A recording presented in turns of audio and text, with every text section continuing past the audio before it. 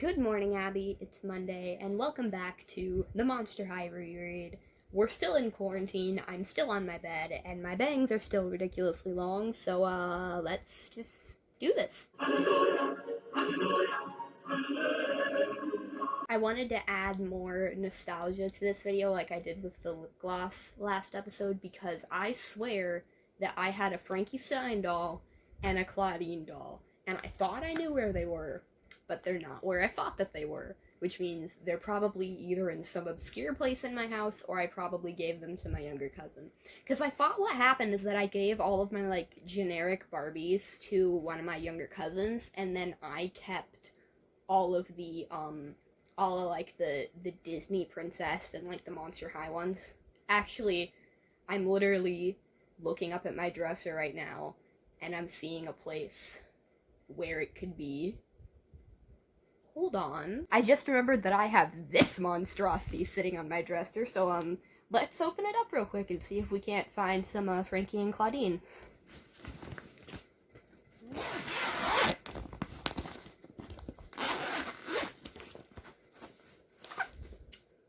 Alright, what do we got? We got Bloom from Winx Club. Aw, I love her. She's missing one of her shoes. I love Bloom. She's great. We got Tiana.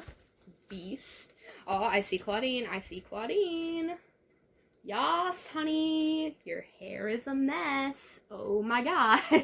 This is like the most knotted up hair I've ever seen, and that is saying something, because when I was like 7 or 8 years old, I had some gnarly knots in my head, so you know that the struggle is real. Do I have a Barbie brush in here? Hold on. There was no brush in the bag.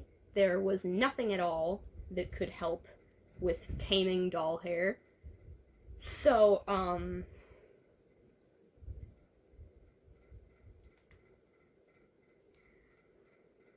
okay. But, girl, this one chunk is just gonna have to, like, sit flat for just, like, 2 seconds, please.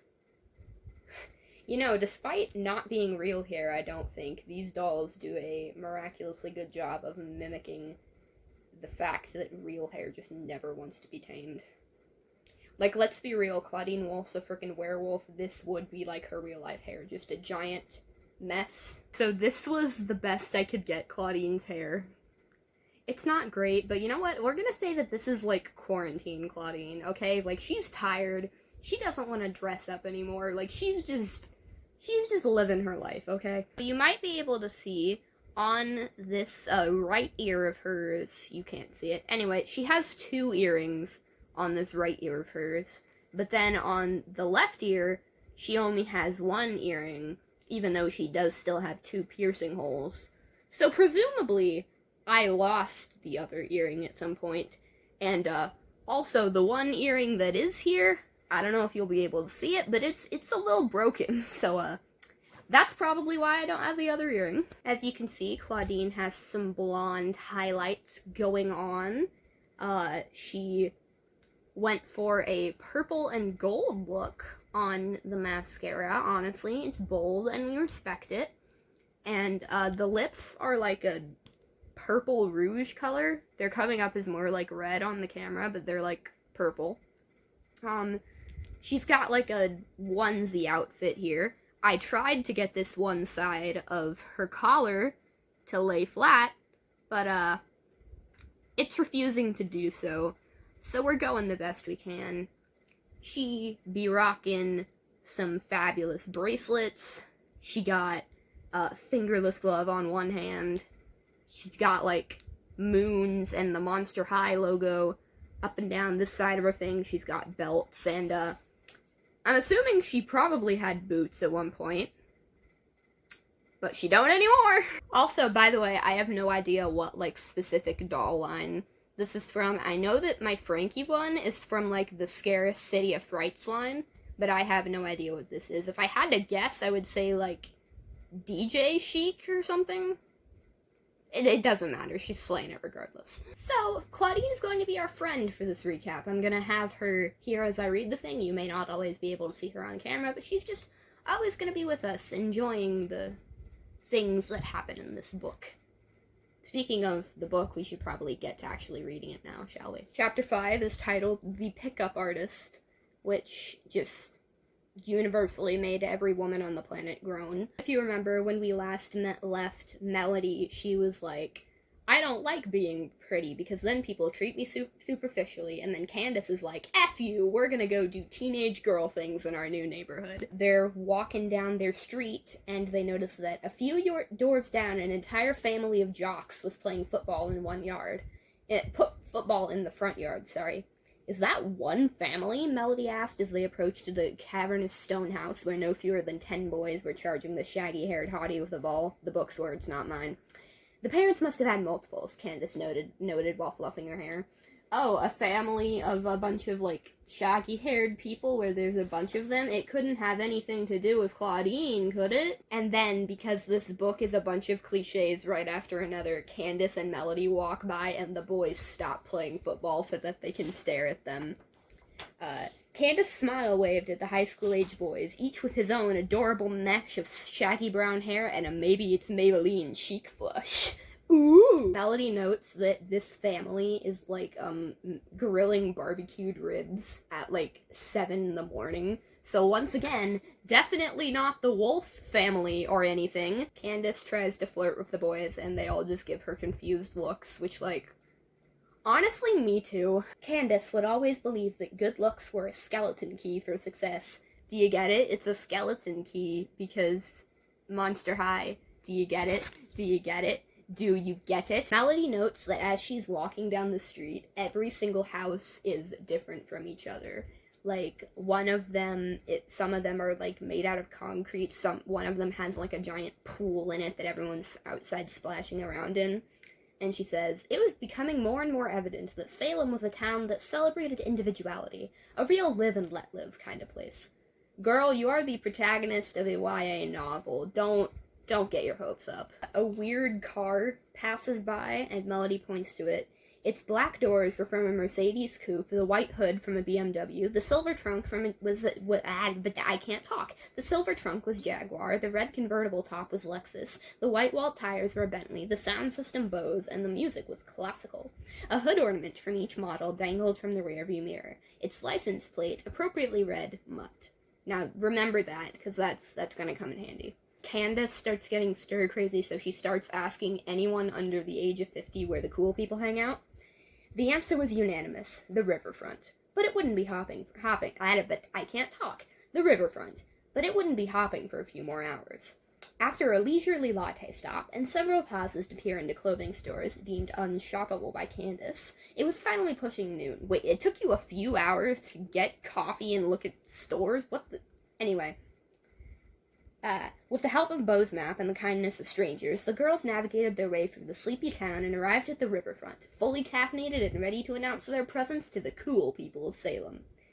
This is it? Candace stopped short, as if she had hit a pane of glass. This is the epicenter of Northwest chic? Well, no one said that, Candace. She shouted at the snow cone cart, the children's playground, and the brick building that housed the carousel. As a person who lives in the small town Midwest, I have never related more. Candace pointed at the carousel. Manic organ music, a must for horror movie soundtracks and psycho clown scenes, mocked them with its menacingly playful lilt. Wow, what? What? That's so weird and creepy and unnecessary. What is happening? The only person over the age of 8 and under the age of 40 is that dude over there. Candace pointed at a lone boy on a wooden bench. And I think he's crying. His shoulders were hunched and his head hung over a sketch pad. If he's over a sketch pad, why would you assume that he was crying instead of drawing? Maybe it's just because I'm an artist, but, like, if someone has a friggin' sketch pad in their lap, then they're drawing. Don't bother them. They realize that, this boy is the shirtless boy that Candace yelled at earlier. And so Candace goes over to him and is like, hi! He lifted his head and then smacked a chunk of wavy brown hair away from his face. Melody's stomach lurched. He was even cuter up close. So, in case you couldn't tell yet, we have met the love interest. Thick black glasses surrounded his crackling hazel eyes, making them look like a framed photo of lightning in a dark sky. This is so stupidly dramatic. The boy says that his name is Jackson. Candace pinched his white crew neck tie. He almost didn't recognize you with your shirt on. Jackson smiled nervously, his eyes fixed uncomfortably on his drawing. This poor boy, he is so uncomfortable, someone save him. Candace calls him Curdy, which is a contraction of cute and nerdy. Any chance you have an older brother with good vision or contacts? She pressed. Nope, Jackson's clear, pale skin reddened. Just me! Someone save this boy from Candace. I feel so bad for him. Candace is so extra, and he's only just met her. Melody decides to act like a normal human being and ask him what he's drawing. And he's, like, drawing different sketches of the carousels that's moving, but he's drawing them on top of one another, and he does it in pastel, so it's just kind of like a blur of pastels, and it's got, like, because pastel's smudge, so it's kind of got, like a blurred quality, but it's kind of like haunting and dreamlike. In case you haven't noticed, I can't speak. Melody and Jackson are both socially awkward, so they try to have a conversation, but it ends in both of them being like, nice, yeah, cool, thanks, like back and forth. You know, the way we socially awkward people do, where we just kind of result to like a repetition of one-syllable words because we don't know what else to do with the conversation. Candace is trying to impress him, so she's like, we're from Beverly Hills, and then Melody's like, we moved here because of my asthma. Jackson's tight features unwound into a comfortable smile. It was as if Melody's admission had asked his confidence to dance, and it had said yes. What? What does that mean? Okay. It was as if Melody's admission has asked his confidence to dance, so her admission would be her telling him that she has asthma. So then... Okay, so they're saying that because Melody said that, Jackson felt emboldened to, like, continue the conversation. But what? Why would you phrase it that way? Lacey Harrison likes her complicated metaphors, guys. There's a lot of them. Melody and Jackson find out that they're both going to Merston High, which, remember, that's the school Frankie's going to. And, they're both going to Merston High, and they're both going to be in the 10th grade. And so, Melody's like, so what are the people like? Are they cool? And then Jackson kind of pauses, and then he says, the people are fine, I guess. It's just that my mom's the science teacher, and she's pretty strict, so I'm not exactly on anyone's speed dial.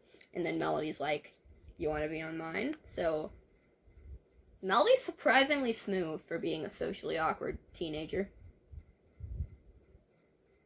I question that. Jackson writes his cell phone number on a piece of paper in pastel, and he gives it to Melody, and then Melody and Candace leave, and Melody's all, like, happy and giddy because cute boy, and then the chapter ends. Chapter 6 is titled, Nothing is as it seems, except seems is spelled with an A, because it's like Frankie's seems, as opposed to the...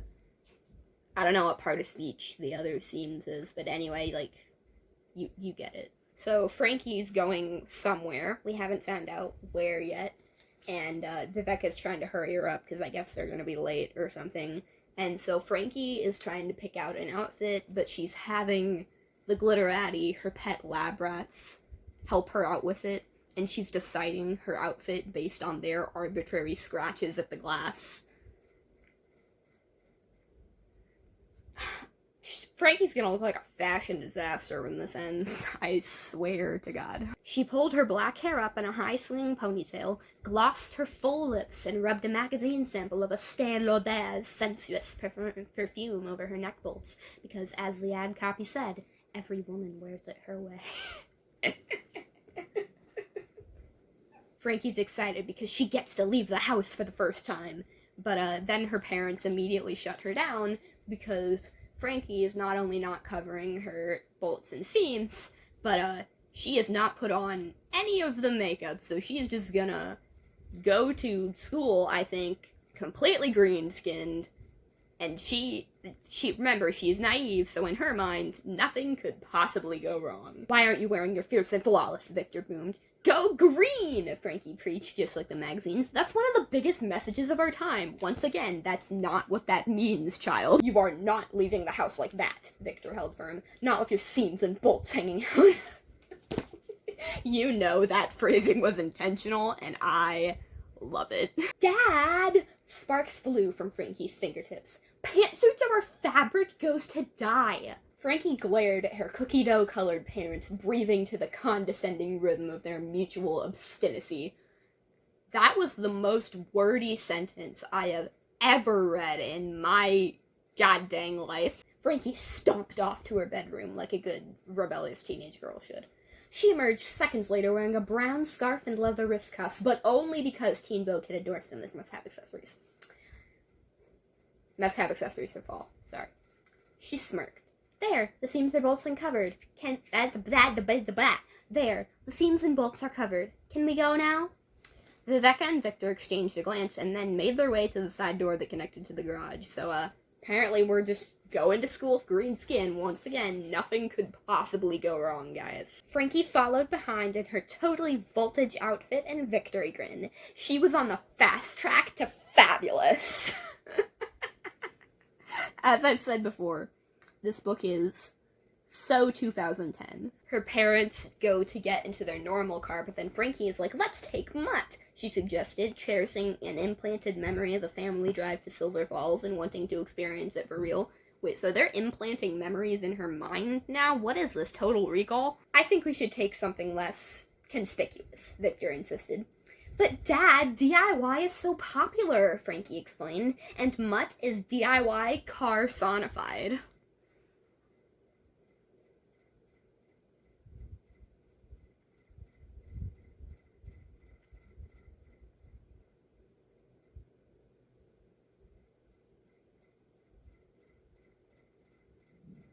Luckily, Victor yells at her for that. Car-sonified is not a word, Frankie.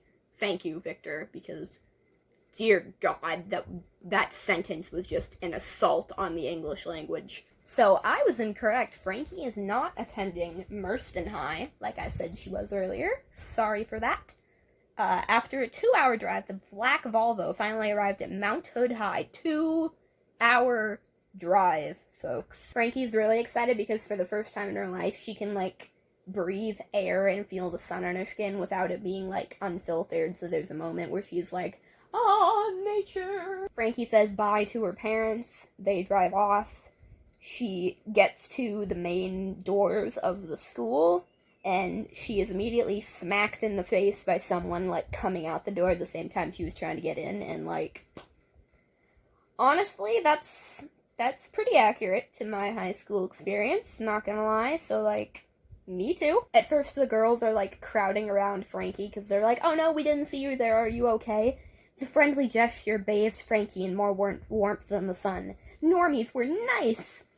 I'm okay. She smiled and looked up. It was more shocking than painful, you know? What the Shrek is that?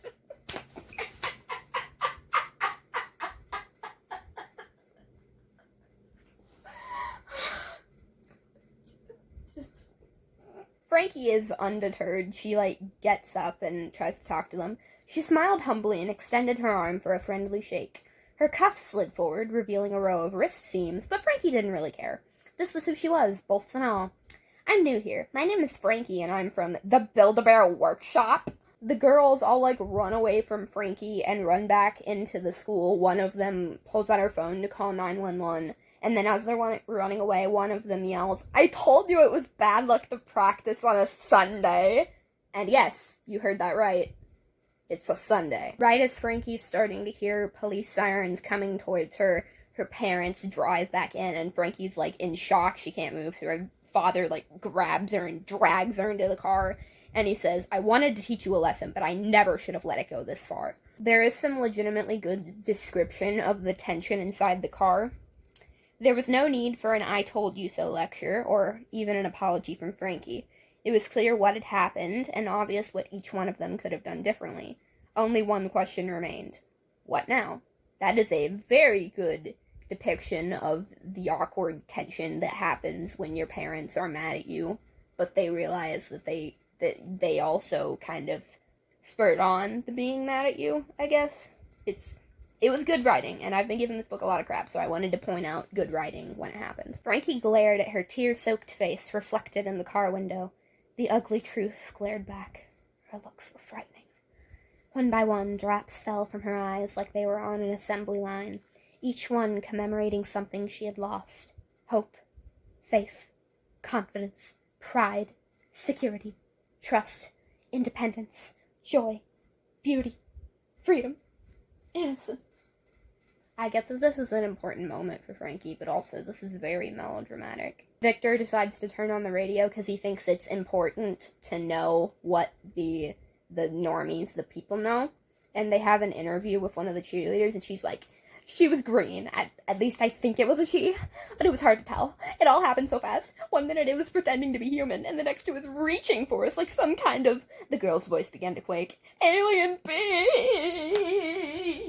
And then Frankie gets mad because she's like, girl, I was just trying to say hello. What the And then the radio announcer guy, I guess, is like, Salem had its first monster sighting back in 1940 when a pack of werewolves was apprehended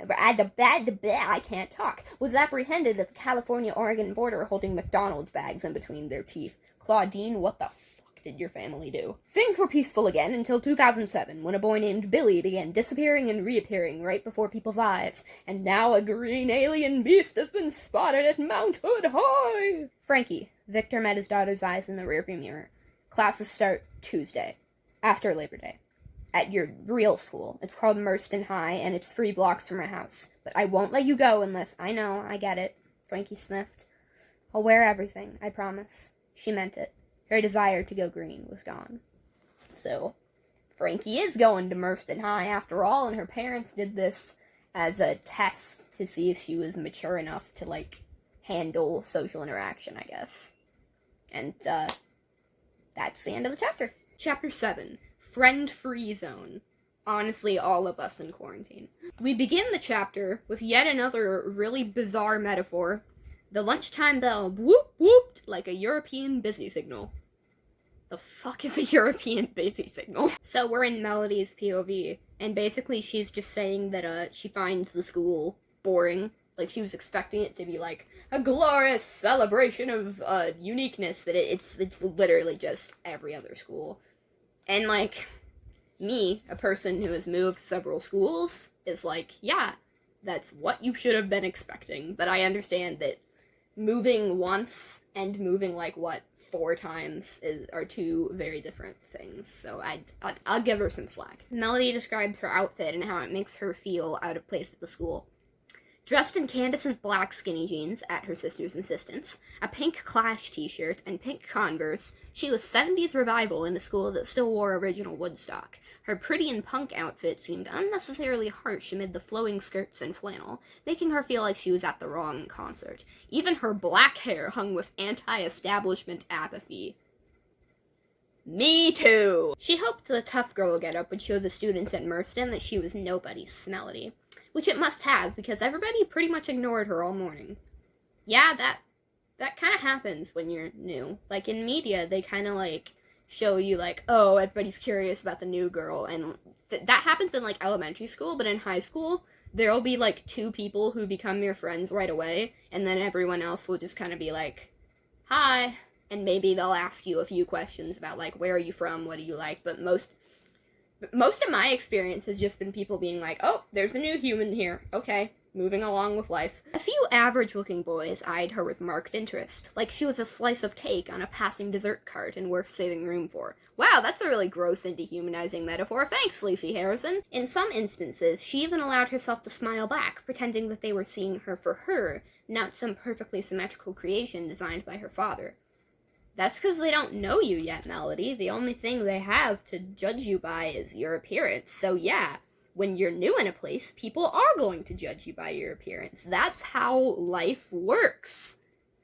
I get Frankie being so naive, but why is Melody? Like, Melody doesn't think at all like a normal human being, which she was raised in Beverly Hills, so I don't think anyone there is a normal human being. Sorry, Beverly Hills people, but, like, I feel like Melody shouldn't be this stupid. Melody is kind of upset with Jackson because she put him in her speed dial like she said she would, and he never responded to her calls and messages, and she's like, aw, he must be a player or something. And then she heard about the old CurdyCon, a term Candace introduced to her while they rocked on the porch swing, enjoying their last homework-free night of the summer.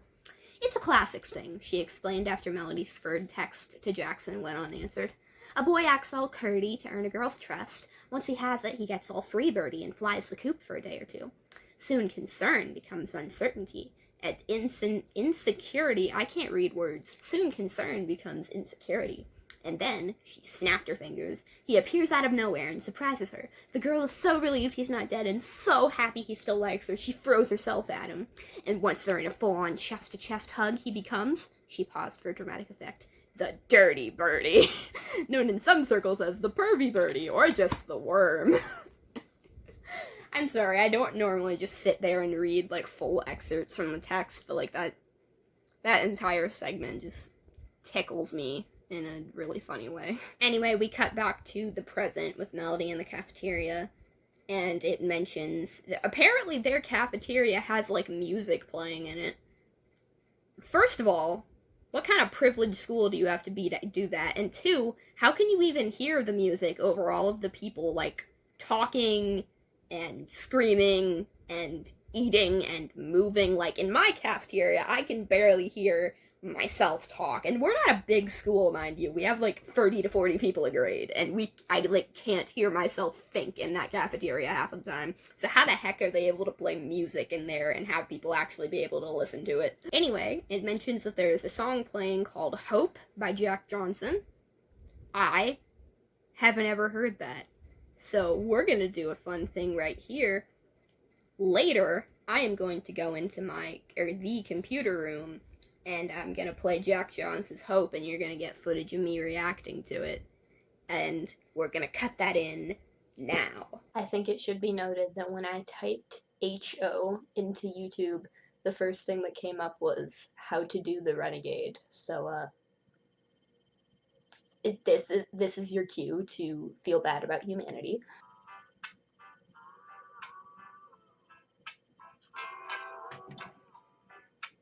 I'm digging this, actually. This is good. This almost has a Beatles vibe, if I'm being honest.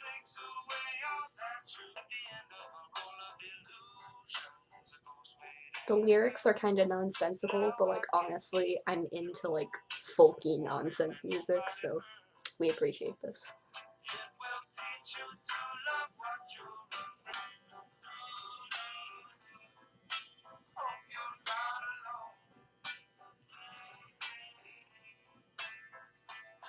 Okay, there's like a minute and 44 seconds left of the song, and I don't want to keep recording for that long, but it was good. I liked it.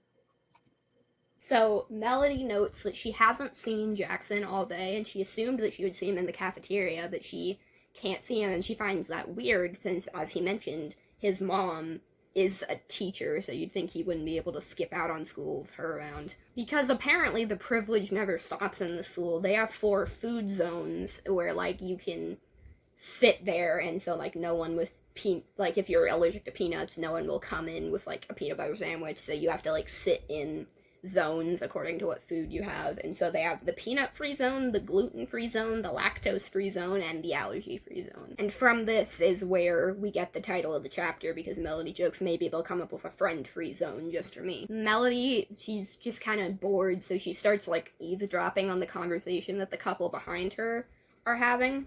And it's a guy and a girl. They were talking about his latest Twitter update, which, if Melody overheard correctly, was about a monster sighting in Mount Hood. "I swear, Beck," said the guy, his voice low and steady, "I want to be the one to catch it." "What would you do with it?" she asked, sounding genuinely concerned. "Oh, I know, you could hang the head over your bed and use the arms for coat hooks, the legs for door jams, and the butt for a pen holder." "No way," he snapped, as if offended. "I'd earn its trust and then make a documentary about the annual migration." And Melody's just like, the fuck is happening? Melody is me in this situation. She's so confused. Melody gets curious, so she turns around to look at them. The boy had dyed black hair with frayed, uneven edges that were cut by either a rusty blade or a vengeful woodpecker. Mischievous denim blue eyes flickered against his pale skin. He caught her looking and grinned. She quickly turned away, taking the image of his green Frankenstein t-shirt, tapered black pants, and black nail polish with her. "Brett!" the girl barked. "I saw that!" What? He sounded like Bo when Glory caught him drinking milk from the carton. Whatever! Beck yanked him back toward the salad bar. She had on a flowing white dress and peach knit Ugg boots. Wardrobe-wise, she was the beauty to his beast. Once again, I don't normally just read entire chunks, but those two characters are going to become important, so I just wanted to give you an idea of, and also just the thing about, like, the vengeful woodpecker just got me. Beck and Brett leave the line, and then, Melody turns to the girl behind her, who would have been standing behind Brett and Becca. What was all that about? Melody asks the petite girl standing behind her. Dressed in a thick wool pantsuit and a full palette of makeup, she may have been at the wrong concert, too. She was dressed like she would have preferred, instead of a rock band, an elevator pumping Light FM as she shot to the top floor of a corporate headquarters. I think she's jealous, the girl mumbled shyly. She had dainty, symmetrical features that Bo would have appreciated, and long black hair like Melody's, except shinier, of course. No, Melody grinned. I mean about the whole monster thing. Is that some kind of local joke? I don't know. The girl shook her head, her mass of thick black hair falling around her face. I'm new here. Me too. My name is Melody, she beamed, offering her right hand. Frankie. She gripped firmly and shook back. A tiny spark of static electricity passed between them. Ouch, Melody giggled. Sorry, Frankie blurted, her fine features contorting regretfully. Before Melody could tell her it was okay, Frankie took off, leaving her white tray on the rails and the string of another botched friendship on Melody's palm. So yeah, we finally got to see our two heroines interact. Right after that happens, like, a camera flash goes off in Melody's face and she's super disoriented. And then once, like, the spots start to fade, she hears a hey behind her. And all of a sudden, standing behind her is Jackson. How's it going? Fine, you? I was sick all weekend. He said it like it might actually have been true. Too sick to answer your phone? Melody blurted. So what if she sounded like a possessive freak? He was a possible Cody Connor. Who's hungry? Called an egg-shaped man with a dark mustache who was standing behind the corner. I'm sorry, I'm literally just imagining that Dr. Eggman works in the school cafeteria, and that is the funniest mental image that I've ever had in my life. Melody's like, why didn't you answer my calls? And then Jackson's like, I didn't get any, see? And he pulls his phone out, and it says that he has 0 messages. And she also sees his phone number, and it happens to end in a 7, not a 1. And then she remembers that on, like, the paper, there was, like, a thumb smudge, and she thought that it just looked like a 1, but it was actually a 7, and she smudged the paper and got the wrong number. So there's that useless subplot fixed. There's a lot of random useless subplots in this, guys. Melody and Jackson are trying to walk, and they accidentally kind of bump into these 2 other girls, and then Jackson's able to get past the girl in front of him, but then Melody kind of, like, bumps into the other girl, and so Melody, like, grabs the girl's shoulder so that she doesn't fall over, but then her lunch, like, spills over the floor. The divided cafeteria came together for a round of applause. Why do people always clap when someone drops something? Jackson asked. I don't have any commentary on that. That's just funny on its own. Like, congratulations, Lucy Harrison. You did comedy. The girl who bumped into Melody, she's obviously at home in the spotlight because she blows kisses to the audience, and Melody notes that she's wearing a black and turquoise mini dress, if you care. When the applause died, she turned to Melody, and her smile came crashing down like the final curtain. Why don't you watch where you're going? She huffed. Melody laughed. It seems that all high school battles opened with that line. Accurate. Melody's like, actually, I'm pretty sure that you were the one who bumped into me. Untrue, barked the other girl. Her statement came out so quickly it sounded more like a sneeze. I saw the whole thing and you banged right into Cleo. The burger wore purple leggings and a black bomber jacket lined in fur the same color as her hair. Not quite what Melody expected from the Beaver state. The show me state, maybe. It was an accident, Claudine, Jackson explained, obviously trying to keep the peace. So, Claudine has entered the story now. Let me get her hair in order. Claudine has entered the story now, and apparently she's, like, best friends with Cleo, which, is that accurate in the Monster High webisodes? Because I thought, like, Cleo was just kind of enemies with everybody. Claudine and Cleo don't seem like two people who would get along, because they're both very stubborn, but about different things. But, apparently they're best friends in this book. Also, Claudine is spelled like the normie human way, instead of, like, the claw way. "I've got it," Cleo said. "Give me your grapes, and we'll call it even." "No way, it was your fault," Melody snapped, surprised by her own courage and her sudden affinity for grapes. She had spent the last 15 years giving grapes to bullies, and now she was done.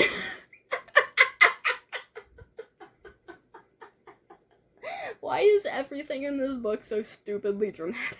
Cleo calls Melody Melodork, even though Melody never introduced herself, so Cleo somehow already knows her name. Not gonna question that.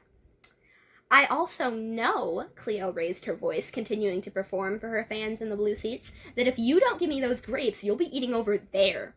She pointed to the empty table outside the boys' bathroom. It was spackled in wet toilet paper and crumbled urinal cakes. That's a health hazard. Can someone get, Health and Human Services it on this school? Because that is a health hazard. You cannot just have that sitting in a cafeteria. "Well," Cleo put her hands on her slim hips and tapped her fingers impatiently. Dizziness overcame Melody. Tunnel vision sharpened her senses and hyper-focused her awareness on Cleo's exotic Egyptian features. How do you know she's Egyptian? You can't just assume that. Is Melody being racist here for a sec? "Why do pretty girls always feel so entitled? Why can't she use her beauty for good instead of evil? What would Dad think of the asymmetrical beauty mark right to the right of her eye? Is that really relevant, Melody? Do I care?" And then in the next sentence it says, "The truth was that Melanie had no clue what to do next." So that's either a typo or a leftover from development.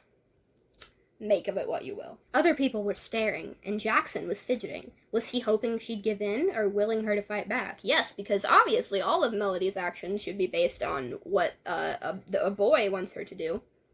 She managed to squint a comment of her own. "No deal." Claudine gasped. The kids in the blue seats exchanged a round of "oh no she didn't" glances. "Fine." Cleo took a step closer. "Uh-oh," Claudine twirled an auburn curl with girly satisfaction. "Claudine? Girl, do you know what's about to happen next? No spoilers, okay? No spoilers. Claudine, if you spoil the audience, I swear to God." Melody is, expecting for Cleo to just, punch her in the face or something, and she's not really worried about that because her dad's a plastic surgeon and there's nothing Cleo could do to her that he couldn't fix. "You take something of mine? Then I'll take something of yours," Cleo said. "I didn't take anything of yours," Melody insisted, "and even if you did, it's just grapes, calm down." But it was too late.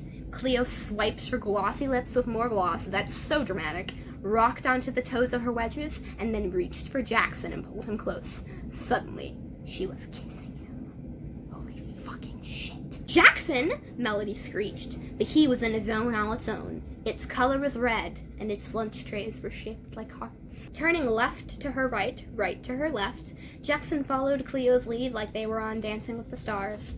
For someone so nervous, he seemed oddly at ease. Did they share a past? A secret? A toothbrush?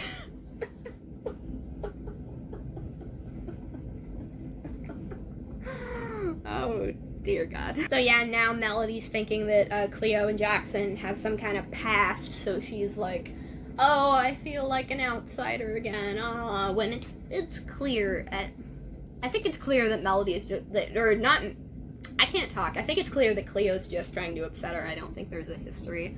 Once again, no one in this book thinks like a normal human being, and it's excused in Frankie's case because she's very naive, but Melody really has no excuse. Cleo gasped, finally releasing Jackson. She was met with another round of applause, but this time she didn't wave. She simply licked her lips, linked arms with Claudine, and sauntered with the cool swagger of a satisfied cat toward the door. Seats in the why did I read door there?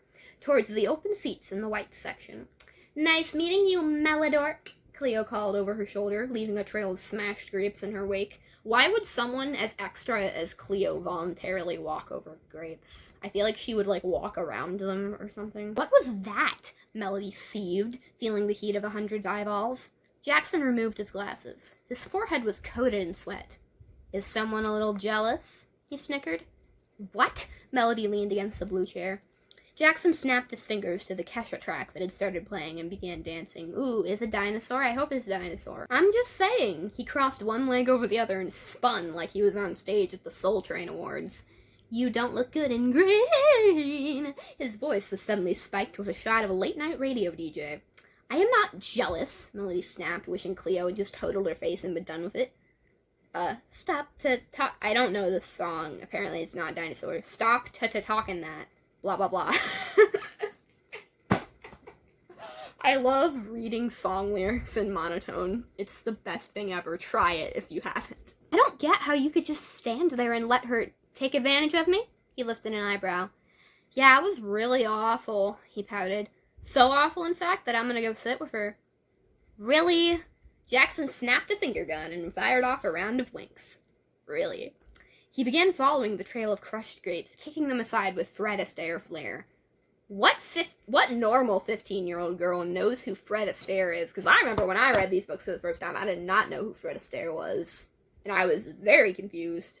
I thought he was probably going to be like a pop singer or something, but no, he's some dude from the 50s. Melody accidentally wanders into the gluten-free zone with a muffin, and so as soon as she shows up, all the gluten-free people run away, and so Melody is all sad and outcast. Melody remarks that she sees, like, her reflection in a napkin holder, and she remarks that she thinks she looks like, that painting The Scream, so, you know, blah, blah, blah, more self-hatred. Nice gluten grenade, the girl giggled.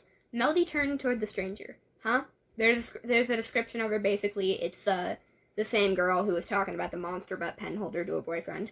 I said nice gluten grenade. You got rid of the blues like sacks at a shopping spree. Next time, try spilling milk in the orange zone. We call that a dairy dump. Yes, let's make people possibly have, like, severe allergic reactions to things, because we're good people. The girls talk about how Melody is a PT, also known as a physical threat. Everyone's saying you're the prettiest newcomer of the year, and yet you're being treated like a total, what's that word? Anti-threat. Oh, I forgot to mention, she has a friend with her, and it's the same girl who made the camera flash happen in front of Melody before Jackson showed up. It's that girl. Yes, perfect word choice. Freckles wiggled her texting thumbs. Enter that. Mousy Bangs nodded obediently. She pulled a phone from the side of her green faux crocodile skin attache case that's very dramatic, slid out the keyboard, and began thumbing. What's she writing? Melody asked. Who, Haley? Asked Freckles, as if there were dozens of girls taking notes on this bizarre conversation. She's assisting me. Melody nodded like that was super interesting, and then peered across at the cafeteria. And then she basically just notices that, Jackson is sitting by Cleo and, like, feeding her grapes, and it's stupid and dramatic. Freckles' hand appeared under Melody's nose. I'm Becca Madden, author of Beckin' Better Than Ever, the true story of one girl's return to popularity after another girl, whose name I won't mention, Cleo, hit on Brett, then got hit by Becca, and basically told the entire school that Becca was violent and should be avoided at all costs. Wow, Melody shook her hand. Sounds detailed. Melody is so uncomfortable. Haley licked her bubblegum pink lip gloss and adjusted her glasses. I'm documenting her struggle. Cool, Melody nodded, trying to be encouraging. Melody just wants to die. Becca's like, hey, I see that you hate Cleo. I hate Cleo. Maybe we could team up. And Melody's like, I don't want revenge. How about a friend? Becca's expression warmed Melody like hot cocoa on a rainy Sunday. That could work. So as soon as Melody says she's willing to be Becca's friend, Haley pulls out like a piece of paper from her case. She slapped it down on the table and stepped aside to let Becca explain. Promise you will never flirt with Brett Redding, hook up with Brett Redding, or fail to pummel any girl who does hook up with Brett Redding. And who's Brett Redding? Melody asked, even though she had a strong hunch it was the wannabe monster documentarian. Brett is Becca's boyfriend. Haley swayed from side to side dreamily. They've been together since 7th grade, and they are sickly, ridiculously cute together.